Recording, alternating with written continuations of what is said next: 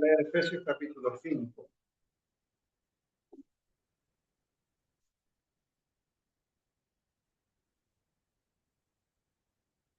Efesios capítulo 5 a partir del versículo 21. Someteos unos a otros en el temor de Dios. Las casadas estén sujetas a sus propios maridos como al Señor, porque el marido es cabeza de la mujer, así como Cristo es cabeza de la iglesia, la cual es su cuerpo y él es su Salvador. Así que como la iglesia está sujeta a Cristo, así también las casadas lo estén a sus propios maridos en todo. Hasta acá, entonces, por ahora, la lectura, aunque luego vamos a leer un poco más. Mandamiento acerca del rol de la mujer es bastante claro. El versículo 22 que leímos dice las sujetas a sus propios maridos, no a cualquiera, no a todos los hombres, sino en particular a sus propios maridos. Y acá comenzamos a preguntarnos lo que va a ser el motivo de todo nuestro estudio en los próximos minutos. ¿Qué significa estar sujeto? Porque es una palabra poco común. La Biblia dice que los hijos deben obedecer a sus padres. No dice que las esposas deben obedecer a sus maridos. Utiliza una palabra distinta, más difícil de entender. Entonces, ¿qué significa estar sujetos? Ustedes saben que el versículo 22, ahí dice las casadas estén sujetas a sus propios maridos. En los manuscritos griegos no está escrito así. Manuscritos griegos dice las casadas lo estén a sus propios maridos. Entonces nosotros nos preguntamos, ¿estén qué? Vamos al versículo anterior y vemos el contexto. ¿Qué decía el versículo 21? Someteos unos a otros en el temor del Señor. Las casadas lo estén a sus propios maridos. Sujetarse es someterse. ¿Qué significa someterse? Y esto es muy importante entenderlo, porque nosotros estamos acostumbrados a usar la palabra someterse siempre relacionada a un acto de violencia, de agresión. Por ejemplo, estamos mirando la televisión y hay un periodista que nos está contando que hubo un robo, ¿no? Dice, un asaltante estaba cometiendo un delito en un negocio del barrio. Entonces llega la policía y somete al asaltante. ¿Qué entendemos nosotros? La policía llegó, hizo ejercicio de la fuerza, de la agresión, para neutralizar al asaltante. ¿Es eso lo que dice la Biblia? No. Nos damos cuenta muy fácil. El texto dice, maridos sometan a sus mujeres. ¿Dice eso sí o no? ¿Verdad que no? En esta parte, en estos versículos del 22 al 24, ¿en algún momento aparece el marido, sí o no? Solamente le habla a las esposas. Le dice, ustedes, no por influencia de sus maridos, no por obligación, sino por amor al Señor, sométanse a sus maridos. De ninguna manera un marido debería someter a su esposa. No debería ocurrir. Ya vamos a ver el rol del esposo si Dios quiere, y vamos a ver que eso no está dentro de los roles que al esposo le competen. Pero sí una esposa debería someterse al Señor. ¿Por qué debería hacerlo? Debería hacerlo por dos motivos, por amor y por obediencia. Y ustedes van a pensar y a decir, claro, amor y obediencia al marido, ¿verdad? No. Una esposa debería estar sujeta a su marido por amor al Señor y por obediencia al Señor, porque el que escribió esto es el Espíritu Santo de Dios. Fue la pluma de Pablo, pero fue la mente de Dios la que escribió este mandamiento con carácter de doctrina apostólica.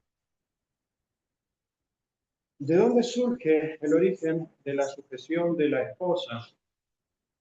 Tiene su fundamento en lo que ocurrió en Génesis. Recordamos el pecado original del hombre. Adán y Eva pecaron, hicieron lo malo.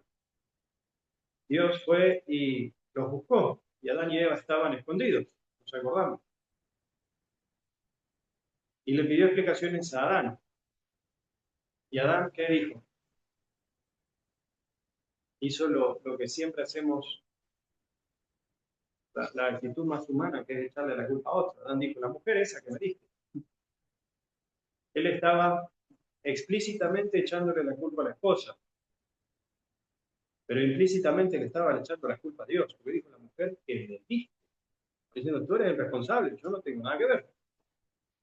El Señor le pide explicaciones a Eva, y Eva hace lo mismo que el marido. ¿Qué hace? Le dice, la serpiente me engañó y comí, yo no tengo nada que ver, damos siempre la culpa a otro. Ahora, el Señor reparte juicios después de ese pecado. El hombre le dice que iba a trabajar con mucho esfuerzo, espinas y cardos que iba a producir de la tierra, y a la mujer le dice, tu voluntad será para con tu marido. Si está el origen de la sucesión, es el resultado del orden que Dios establece como resultado del pecado. Si nosotros prestamos atención, y esto nos va a ayudar a entender mucho lo que ocurrió en el Edén, cuando leímos nosotros en el capítulo 2 que a Adán se le presenta a la mujer, ¿qué nombre vimos que él le puso? ¿Cómo la llamó? ¿La llamó Eva? ¿Sí o no? ¿Qué vimos ayer? ¿La llamó Eva? No, Arona. Nosotros vamos, damos vuelta a la página del capítulo 2 y encontramos que Adán la llama Eva. ¿Qué pasó en el medio? Pecado. ¿Qué aprendimos cuando Adán nombraba a los animales de la tierra? Ese era un acto de autoridad. Cuando Adán y Eva pecaron y el Señor le dijo a Eva, tu voluntad será para con tu marido, después Adán le puso nombre como señal de autoridad. Le puso por nombre Eva. Allí surge el origen de lo que es el sometimiento o la sujeción de la esposa. Pero no se asusten, no es tan grave como parece. Vamos a leer algunos textos que nos van a ayudar a entenderlo mejor. El que mejor lo explica es el apóstol Pedro. Vamos a leer 1 Pedro capítulo 3.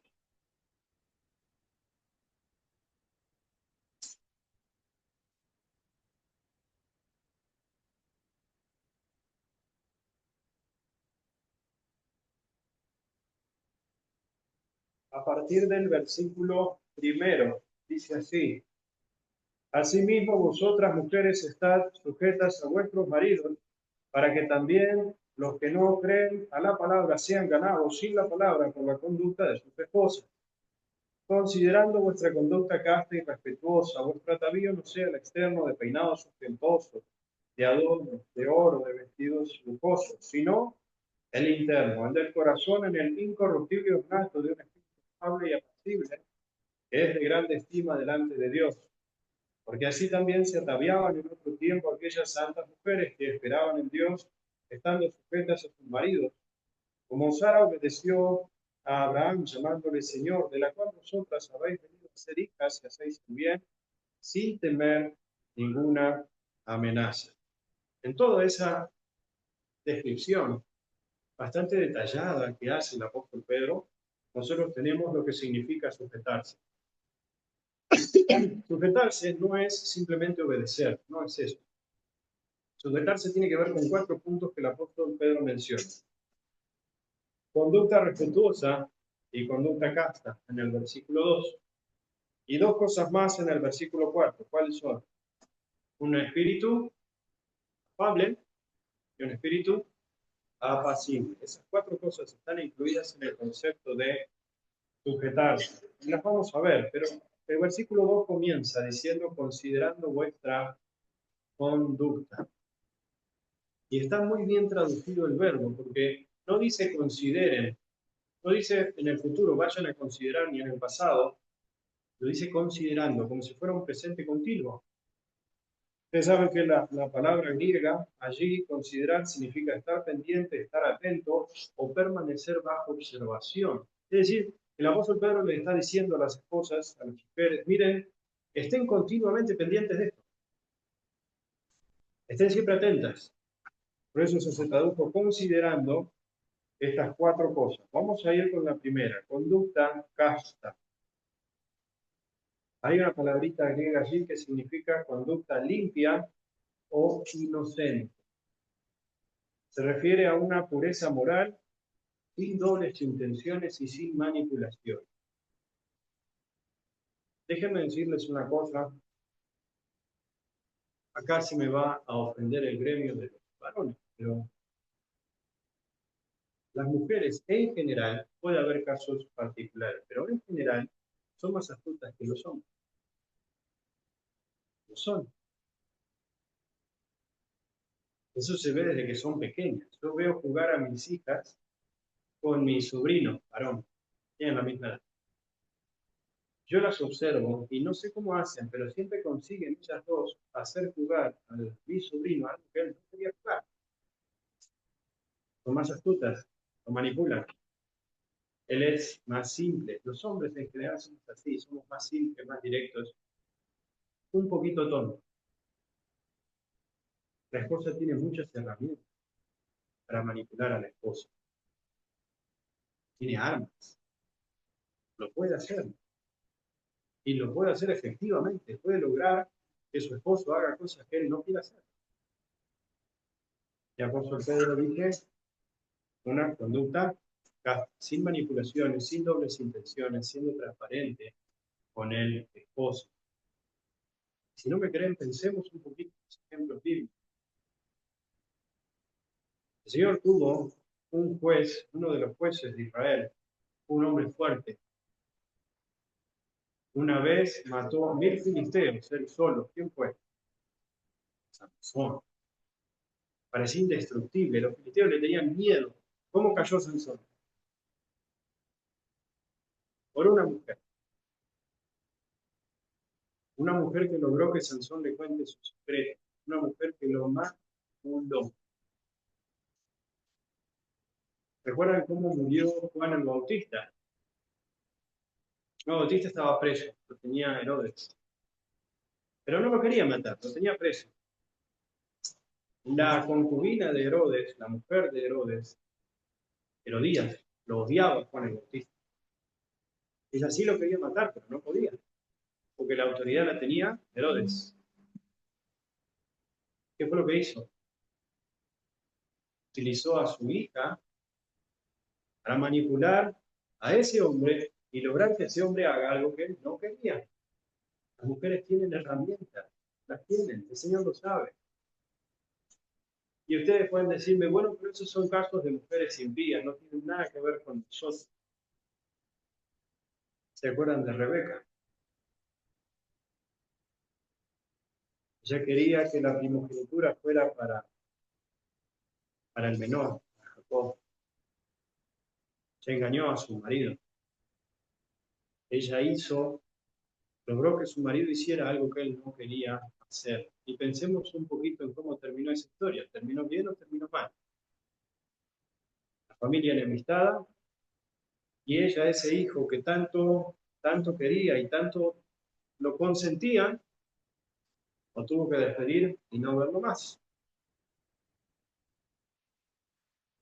El Señor nos quiere librar de eso. La sujeción de una esposa incluye una conducta casta, pero también, segundo punto, una conducta respetuosa.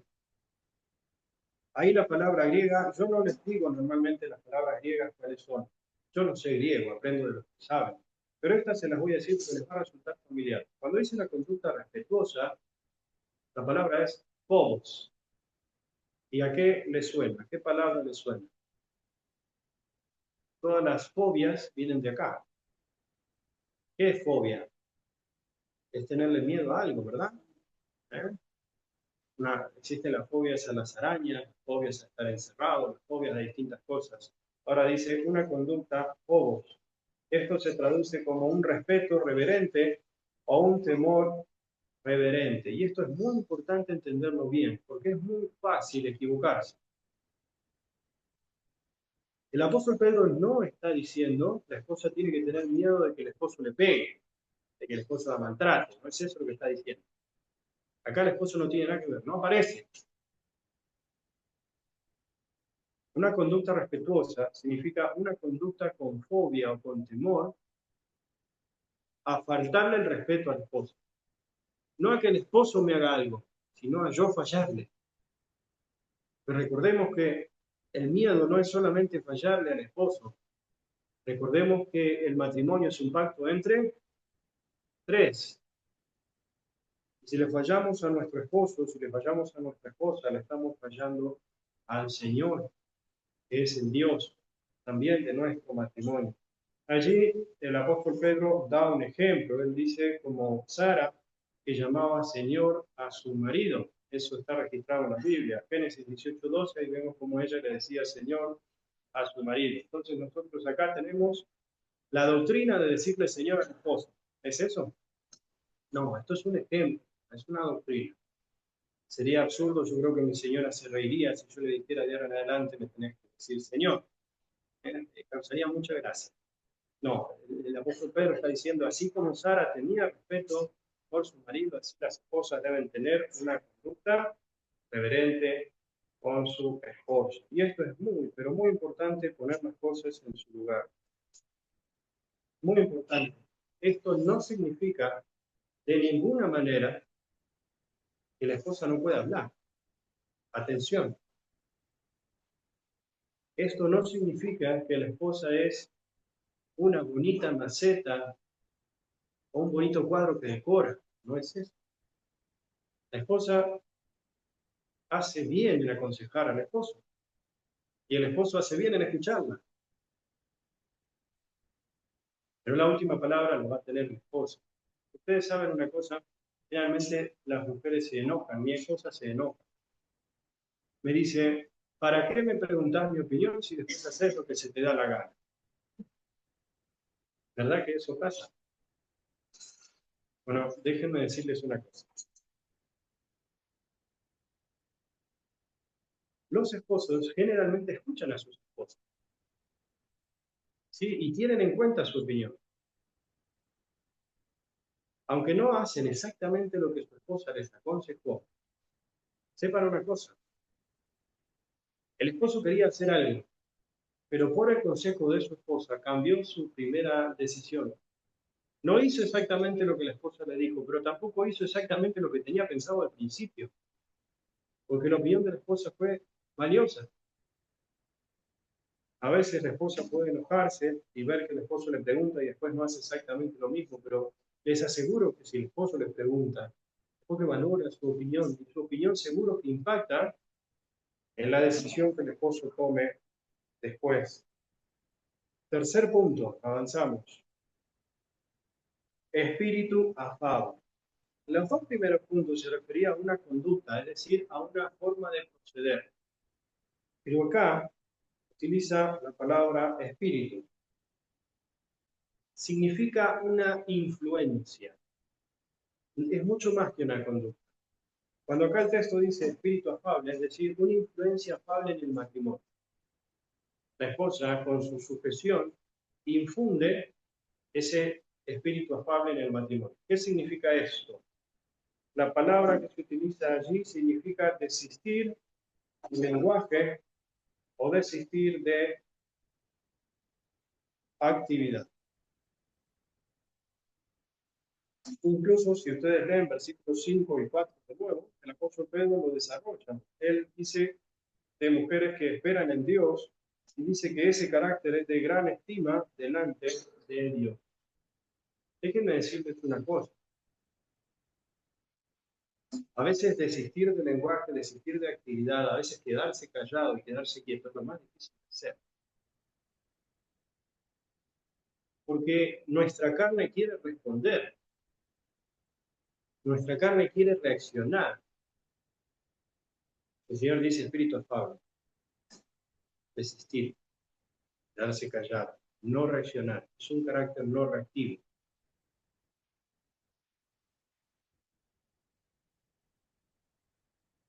Me acabo de acordar de un salmo. Vamos a leer el Salmo 46.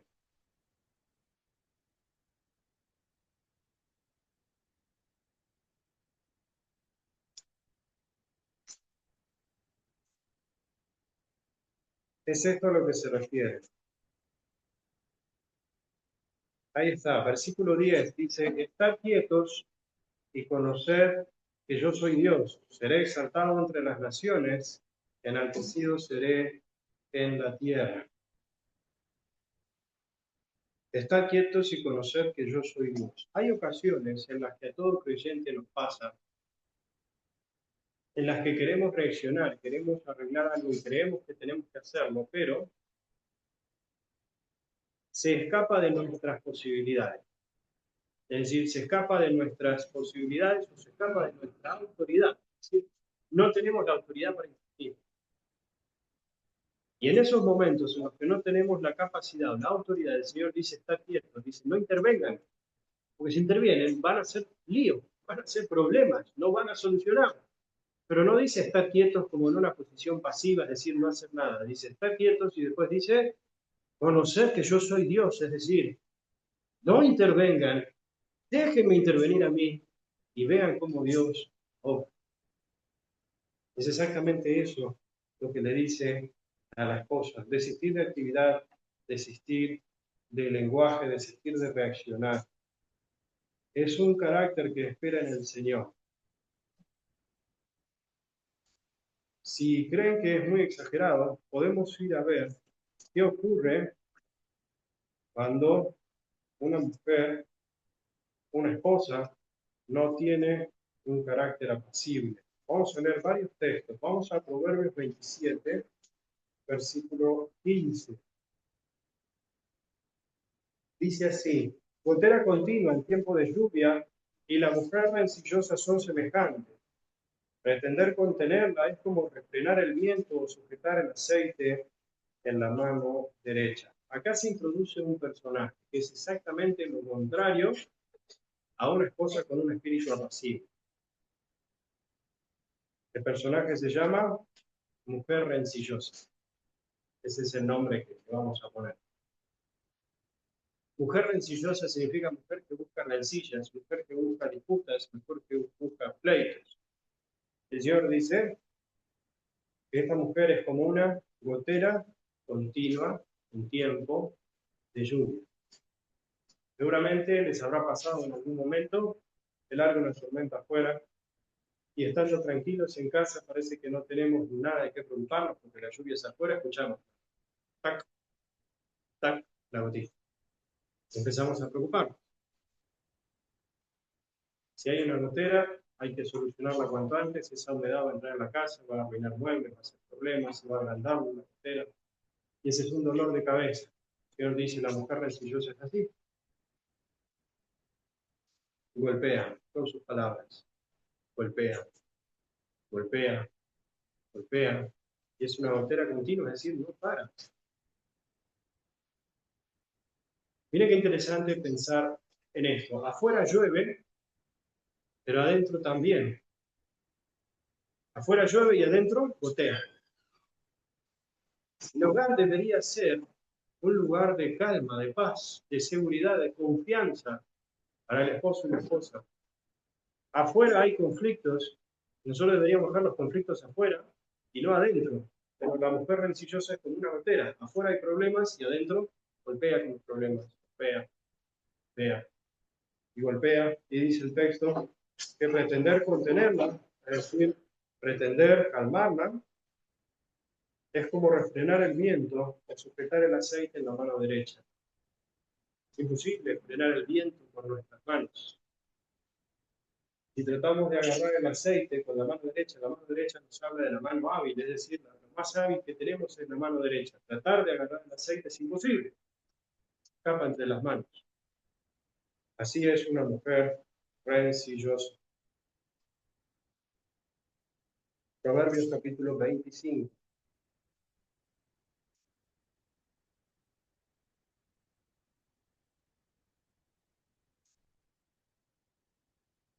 Nuestra protagonista ahora aparece en Proverbios 25, 24 y dice, mejor es estar en un rincón del terrado que con mujer rencillosa en casa espaciosa. Es el mismo personaje, ¿verdad? Ahora, esta escena nos muestra una casa espaciosa. La palabra hebrea es más que espaciosa, significa una casa llena de comodidades. Para que nosotros nos lo imaginemos,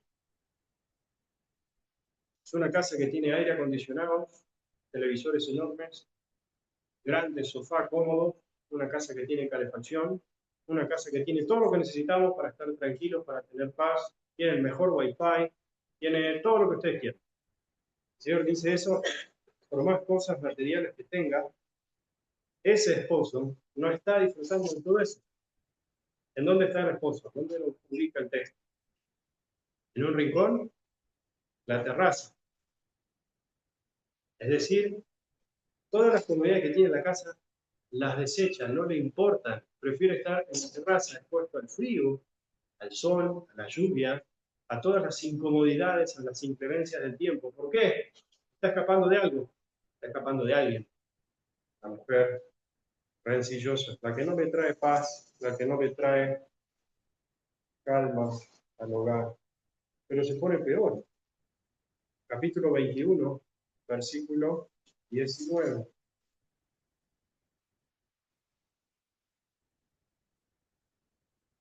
Mejor es morar en tierra desierta que con la mujer rencillosa e iracunda.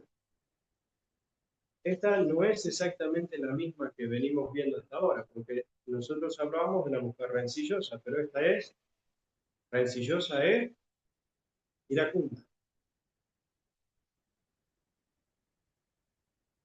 Yo he visto platos voladores que estaban en la pared que compartíamos. Vivíamos con mi señora en el centro de Rosario, en un departamento, y al lado había un matrimonio. Estábamos contentos de que no eran jóvenes que ponían música alta, sino que eran un matrimonio, se los veía tranquilos, ni siquiera tenían hijos como para que hicieran ruido, pero no eran los hijos lo que hacían ruido, eran los platos que golpeaban contra la pared. Mujer rencillosa e iracunda. El marido no le alcanza con escaparse a la terraza. ¿Dónde está en este texto el marido? Se fue lejos, tierra desierta. Este matrimonio fracasó. No hay paz en el lugar. Este matrimonio fracasó.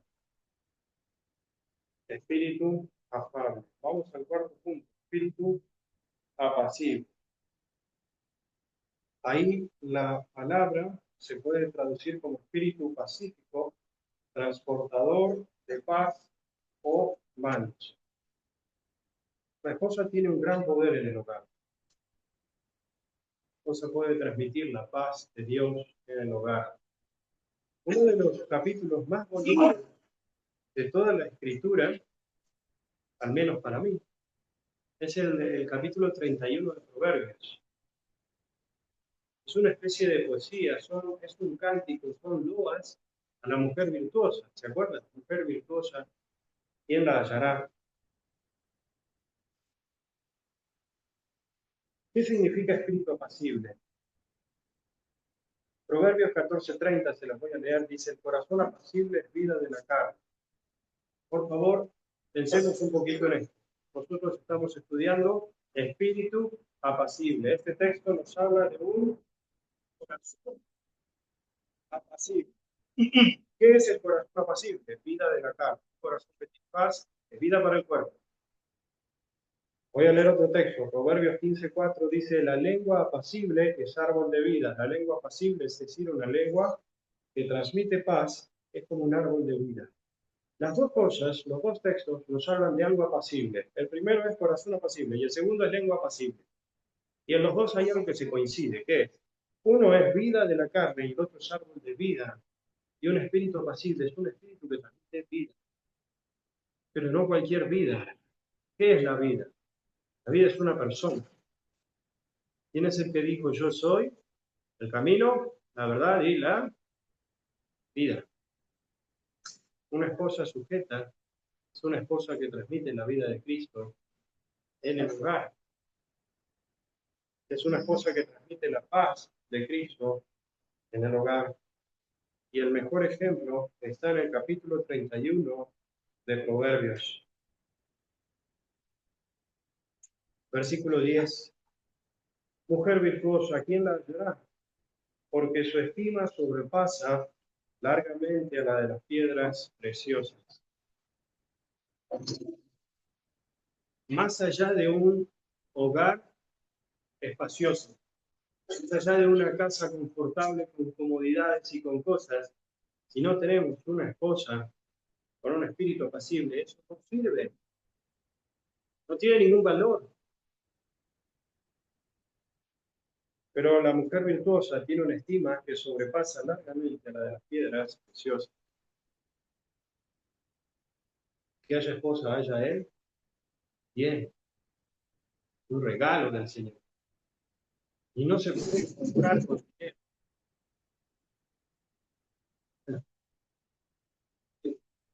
No se puede comprar con dinero. La estima de la esposa es más valiosa que las piedras preciosas. Pero el texto siguiente, el versículo 11, dice, el corazón de su marido está en ella confiado y no carecerá de ganancias. El corazón del marido está en ella confiado. ¿Por qué? Porque ella tiene un espíritu apacible y de paz. Yo conozco maridos que no le dan la extensión de la tarjeta de crédito a las cosas. El corazón de ese marido no está confiado. Pero el que tiene una mujer virtuosa puede tener confianza y darle tareas. Un esposo puede dejar a la esposa en el hogar, la crianza de los hijos, sabe que ella lo va a atender, no necesita estar persiguiéndola, no necesita estar desconfiando, puede estar tranquilo, el corazón descansa gracias a una mujer así en el hogar. Esto es lo que significa la sujeción. Pero quiero que veamos dos errores de interpretación que las ideologías modernas quieren imponer. Primer error. La sujeción no implica inferioridad. Voy a repetir esto. La sujeción no implica inferioridad.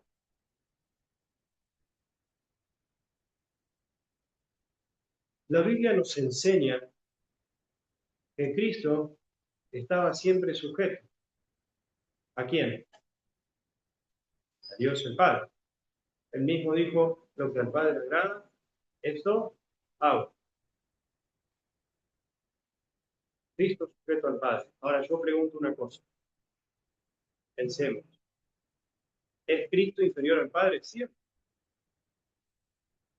ninguna manera.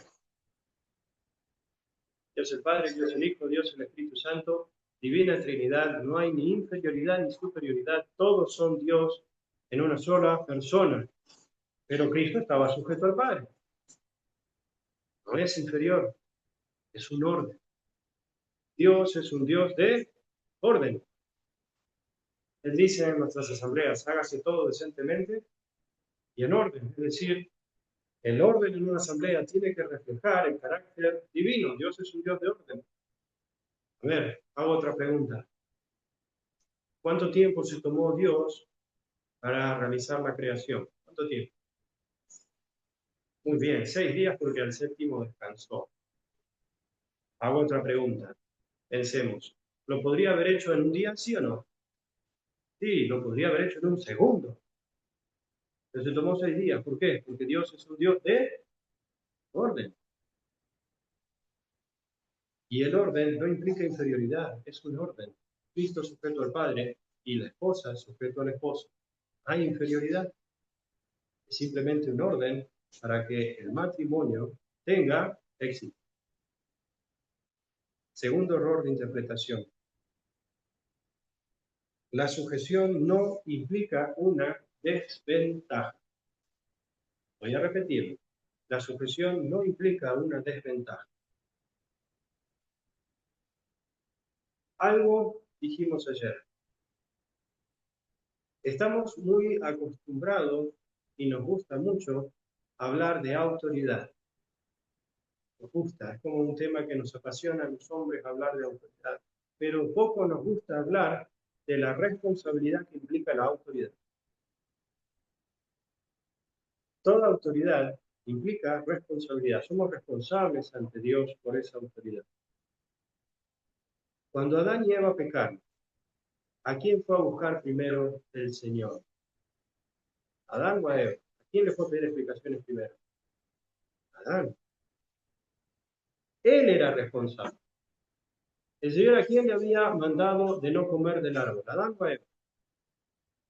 Adán. Y él tenía que transmitirle a Eva esa enseñanza, ese mandamiento. Él era el responsable. Cuando el Señor fue a buscarlos, al primero que fue a buscar fue Adán. Eva era responsable por su pecado. Adán era responsable por su pecado y por el pecado de Eva. Porque mayor autoridad implica mayor responsabilidad. Tener que sujetarse no es una desventaja. Déjenme decirles que cuando tengamos que rendir cuentas al Señor, va a ser una gran ventaja. Con menos explicaciones que da al Señor. El Señor enseña, y algo dijimos ayer, Él habla de los ancianos y dice que hay que obedecerlos para que ellos hagan su trabajo con alegría. Y el texto dice, como quienes han de dar cuentas. No van a rendir cuentas ante el Señor. Los padres hemos de rendir cuentas ante el Señor y los esposos hemos de rendir cuentas ante el Señor por cómo hemos administrado ese hogar. ¿Hasta qué punto una esposa debe sujetarse al esposo? El apóstol Pablo allí en Efesios dice, debe sujetarse como al Señor. Así como la iglesia debe sujetarse a Cristo,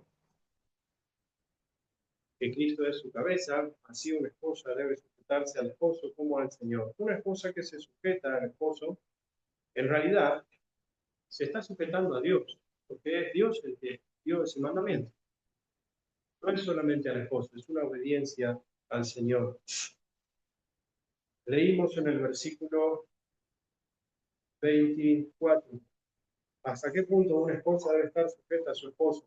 Ahí hay dos palabritas que dicen, en todo. Todo. Esto no es fácil, pero es el mandamiento. Hay un solo límite a ese mandamiento. ¿Cuál es? Yo le digo a mi esposa, mi amor, vamos a robar un banco. ¿Qué me tendría que responder ella? Ella me tendría que decir, mi amor, yo te amo mucho, te voy a seguir hasta el fin del mundo, pero a robar un banco no, porque a Dios no le agrada. ¿Qué nos enseña la Biblia? Que hay que obedecer a Dios antes que a los hombres. Es el único límite que hay a la sujeción de la esposa. Que el esposo la lleve a desobedecer al Señor a un pecado evidente. En el contexto social en el que el apóstol Pablo escribía esto, déjenme decirles que en ese momento las mujeres eran consideradas poco más que un objeto. Tenían derechos, no tenían contribuciones. Hasta el día de hoy, en países las mujeres caminan 3 metros atrás de los hombres y no pueden caminar al lado. Esa enseñanza, en ese contexto, debe haber sido de un enorme gozo para la mujer. Sentirse incluida en el plan de Dios para las iglesias y darle en ese plan un lugar de honor a la esposa. Un lugar de honor. Porque ya vamos a ver en el rol de los esposos que dice que hay que tener a la esposa en un lugar honorable como vaso frágil. Esa es la posición que el Señor le da a la esposa en el hogar. Y así como aquellas mujeres que se sentían maltratadas y abusadas por la sociedad, se sintieron cobijadas por la doctrina de Dios para la iglesia, el mismo sentimiento debería tener una mujer cristiana ahora. De sentir que el Señor me rescata, me libera de esas ideologías dañinas que afectan la conciencia de la mujer. Y el Señor la saca de ahí, la rescata y la libera para ponerla en un lugar de servicio, para ponerla en un lugar de honor en el hogar, para ocupar nada menos que el lugar de la iglesia, en la relación entre Cristo y la iglesia. La esposa es imagen de esa posición. Así como la iglesia está sujeta a Cristo, ella sujeta al marido. Proverbios, capítulo 14, versículo 1 dice una cosa. Por favor, presten mucha atención. Son dos frases. La primera dice, la mujer sabia edifica su casa, mas la necia con sus manos la derriba. Hay dos mujeres. Les hago una pregunta. ¿Cuál de las dos está haciendo algo? Dos. La influencia de un esposo en el hogar es innegable. Toda esposa interviene y afecta e influencia su hogar. Todas. Aunque parezca que no hay nada, es mentira. Todas están haciendo algo. Algunas, ¿qué dice el texto? Edifican. Otras, terrible. Pero todas hacen algo. Es cuestión de, frente al Señor, cada esposa, pensar, meditar, ¿qué es lo que yo estoy haciendo? ¿Estoy construyendo o estoy derribando? Eso nadie lo puede saber, solamente cada esposa y el Señor. Ahora, eso que acabamos de leer es de vital importancia que lo escuchen aquellas mujeres que son solteras. En algún momento, si el Señor quiere, se van a casar. Yo recuerdo cuando yo era, iba a decir cuando era joven, pero yo soy joven. Cuando yo era más joven, cuando yo era soltero, todo el mundo me decía lo mismo. Todo el mundo me decía, ya tenés cierta edad, dice, tenés que buscar la voluntad de Dios. Todos los que son jóvenes van a escuchar exactamente la misma frase. Tenés que buscar la voluntad de Dios. Si tenés una novia, tenés que buscar la voluntad de Dios. Todo el mundo me mandaba a buscar la voluntad de Dios. Yo me pregunto, ¿cuál era la voluntad de Dios? Nadie me la decía. ¿Saben cuál es la voluntad de Dios? Esta. Y es fácil decirle a los más jóvenes, decirle, tenés que buscar la voluntad de Dios. Lo difícil es enseñársela. Porque nos mandamos a buscar, nunca y nunca se la contamos. Entonces, si tenemos una hermana, joven o no tan joven, no importa, una hermana que encontró a un hermano, lo ve bonito, le gusta, está enamorado, y viene y pregunta, yo quiero saber si es la voluntad de Dios o no, ¿qué le podemos decir? Bueno, varias cosas. Hay varias cosas que ayudan. Contar esa inquietud, si los padres son creyentes, contar esa inquietud en el hogar y ver la reacción de los padres, eso ayuda. Contar esa inquietud en la asamblea y ver la reacción de los hermanos, eso también ayuda. Pero hay una, en base a lo que aprendimos hoy, hay una que es la prueba de fuego, una que no falla. Esta hermana tiene que abstraerse un poco de todos esos sentimientos bonitos y de enamoramiento y más, y hacerse una pregunta, solamente una. Los años van a pasar, si yo me caso con este hombre, los años van a pasar, se va a poner gordo, se le va a caer el pelo, se va a poner malhumorado, eso pasa. Cuando eso pase, si este hombre me trata mal, ¿yo voy a poder sujetarme? ¿Sí o no? El texto dice, mujeres, esposas, sujétense a sus maridos, es bonito y la está bien. ¿Es el texto? ¿Verdad que no? Entonces, la pregunta que tiene que hacerse es, si pasan los años y este hombre deja de tratarme tan bien y deja de verse tan bonito, ¿no voy a poder seguir sujetándome, sí o no? No está bien que el esposo trate mal a la esposa, porque esto es importante. No estamos justificando eso está mal. Pero si pasa, el esposo tiene que seguir sujeta a Cristo, es decir, sujeta a su marido. Entonces, esta esposa tiene que hacerse esa pregunta y pensar sinceramente frente al Señor cuál es la respuesta.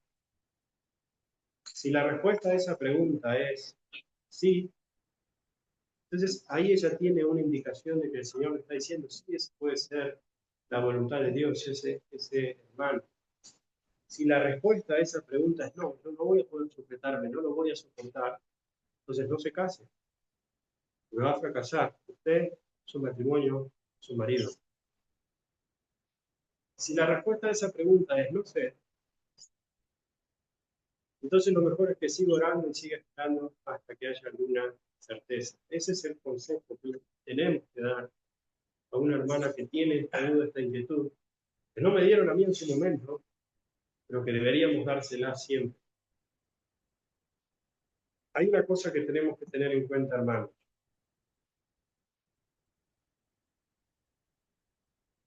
La correcta práctica del matrimonio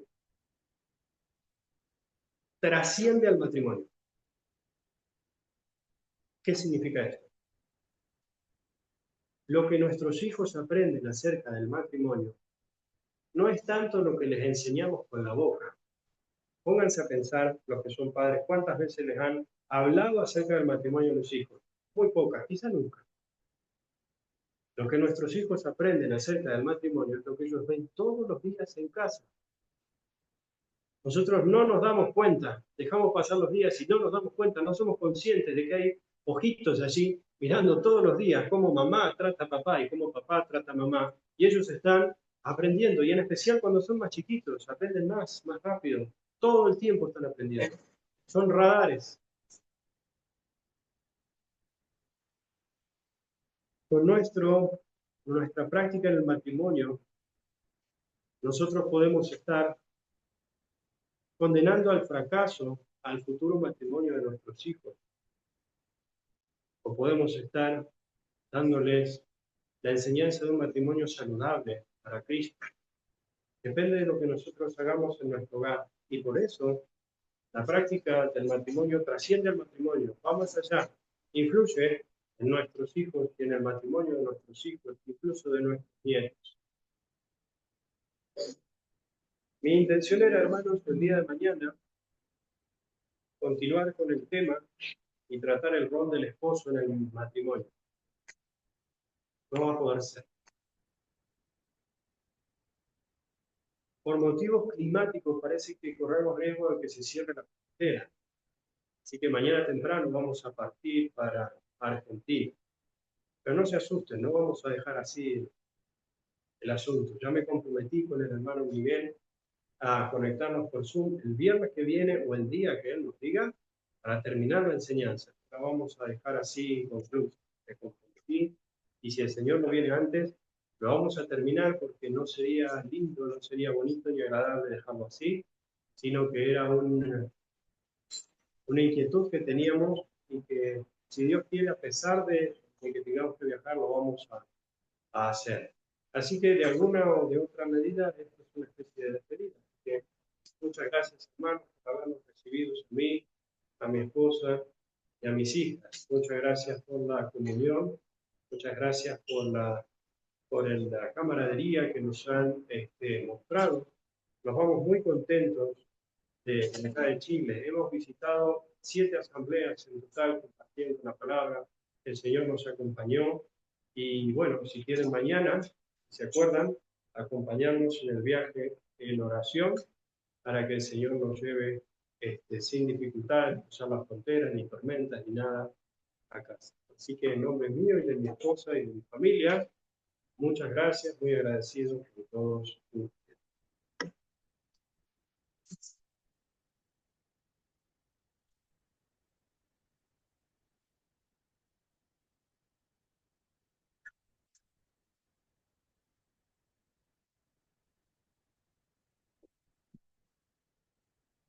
Bien, hermano. Nuestro hermano ya nos dio a conocer la palabra. Solo ahora nos queda responder nosotros así. Antes vamos a orar, dando gracias por la palabra, encomendar al hermano el viaje de regreso a su tierra. Vamos a orar. Padre nuestro que estás en los cielos, gracias te damos una vez más en esta hora porque estuvimos en esta reunión tan importante donde realmente el hermano destacó en muchas cuestiones la palabra, la enseñanza práctica para cada uno de nosotros, tanto los varones como las damas. Enseñanzas que son propiamente indispensables de estar al corriente en la obediencia y en el querer agradar a nuestro Señor y a nuestro verdadero Maestro, Señor y Dios. Padre, gracias te damos. Deseamos que sea bendecida esta palabra en nuestros corazones. La guardemos y también que se impregne en nuestra mente, en nuestra conciencia. Ayúdanos para seguir las pisadas del Maestro por la verdadera devoción. Nuestro Dios, queremos ahora encomendar a nuestro hermano al regreso de su nación. Deseamos que en tu buena y maravillosa voluntad le lleves en bien, cuide de su vehículo, de su máquina, y tenga buenos reflejos en cuanto a la trayectoria del camino. Deseamos que verdaderamente sea ricamente bendecido desde aquí hasta llegar a su hogar. Lo pedimos y rogamos por esta reunión, por los presentes, en el nombre de nuestro Señor Jesucristo. Amén. Como es de costumbre, hermano, después de esta reunión, tenemos el agazado, ¿no? Agazado, cuando le llamamos nosotros, después de la... Pueden pasar